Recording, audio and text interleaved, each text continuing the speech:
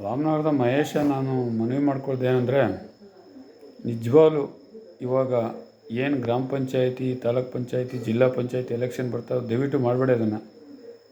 Especially ಗ್ರಾಮ ಪಂಚಾಯತಿಗಳು election.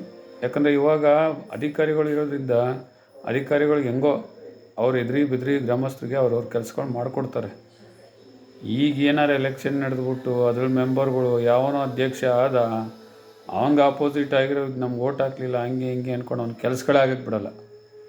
ಅವ್ರ ಅವಧಿ ಮುಗಿಯೋವರೆಗೂ ಒತ್ತಲಾಡಬೇಕಾಗ್ತದೆ.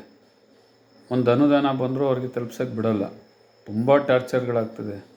ಅವ್ರದ್ದೇ ನಡಿಬೇಕು. ಅವ್ರಿಗೆ ಬೇಕಾದವ್ರು ಎಲ್ಲ 190 ಭಾಗ ಹಂಗೆ ಮಾಡ್ತಾರೆ. ಬೇಕಾದವ್ರು ಕೊಟ್ಕೋತಾರೆ ಅನುದಾನ. ಯಾರಿಗೂ ಗ್ರಾಮಸ್ಥರಿಗೂ ತಿಳಿಸಲ್ಲ. ಈಗಾದರೂ ಅಧಿಕಾರಿಗಳು ಬೈತಾರೆ ಅಂತ ಒಂದು ಸುತ್ತೋಲೇನೋ ಇನ್ನೊಂದೇನೋ ಮಾಡ್ತಾರೆ, ಆಮೇಲೆ ಏನೂ ಇರಲ್ಲ. ದಯವಿಟ್ಟು ಈ ಎಲೆಕ್ಷನ್ಗಳು ನಡೆಸೋ ಇದನ್ನು ತೊಗೊಳ್ಳೇಬೇಡಿ. ಇವಾಗ ಹೆಂಗೋ ನೆಮ್ಮದಿಯಾಗಿದ್ದೀವಿ.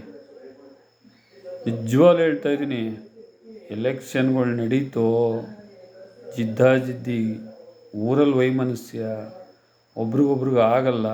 ಯಾತಕ್ಕೆ ಬೇಕಾಗಿತ್ತು ಈ ಪಂಚಾಯತಿ ಎಲೆಕ್ಷನ್? ಇವೆಲ್ಲ ಬೇಡ. ಇವಾಗ ಹೆಂಗೋ ನೆಮ್ಮದಿಯಾಗಿ ಅಧಿಕಾರಿಗಳು ನಿರ್ವಹಿಸ್ತವ್ರೆ, ಗ್ರಾಮಸ್ಥರುಗಳು ಸರಿಯಾಗಿ ಕಾರ್ಯಗಳಾಗ್ತವೆ. ಆಗಲಿಲ್ಲ ಅಂದರೆ ಅವ್ರಿಗೂ ಭಯ ಇರ್ತದೆ. ಮತ್ತೇನೇ ಬಂದರೂ ಗ್ರಾಮಸ್ಥರಿಗೆ ತಲುಪಿಸ್ತವ್ರೆ. ಆಮೇಲೆ ಆಗಲ್ಲ ಬಿಡಿ. ಗೆದ್ಮೇಲೆ ಅವನ ಅಧ್ಯಕ್ಷನ ಮಾತು ಕೇಳಬೇಕು, ಅವನು ಹೇಳಿದ್ದೇ ಮಾತು ಕೇಳಬೇಕು, ಮೆಂಬರ್ಗಳ ಮಾತು ಕೇಳಬೇಕು. ಅವ್ರಿಗೆ ಆಪೋಸಿಟ್ ಇರೋ ವ್ಯಕ್ತಿಗಳು ಅವರು ಅವಧಿ ಮುಗಿಯೋವರೆಗೂ ಇವ್ರ ಮೆಂಬರು ಅವಧಿ ಮುಗಿಯೋವರೆಗೂ ಒತ್ತಲಾಡಬೇಕು. ಏನೋ ಒಂದು ಅನುದಾನ ಬಂದ್ರೂ ಯಾವ ಮೆಂಬರೇ ಆಗಲಿ, ಯಾವ ಅಧ್ಯಕ್ಷನೇ ಆಗಲಿ ಎಲ್ಲೂ ಡಂಗೂರ ಸಾರಿಸಲ್ಲ. ಯಾರೋ ಒಬ್ಬೊಬ್ರು ಇರ್ತಾರೆ ಪುಣ್ಯಾತ್ಮರು.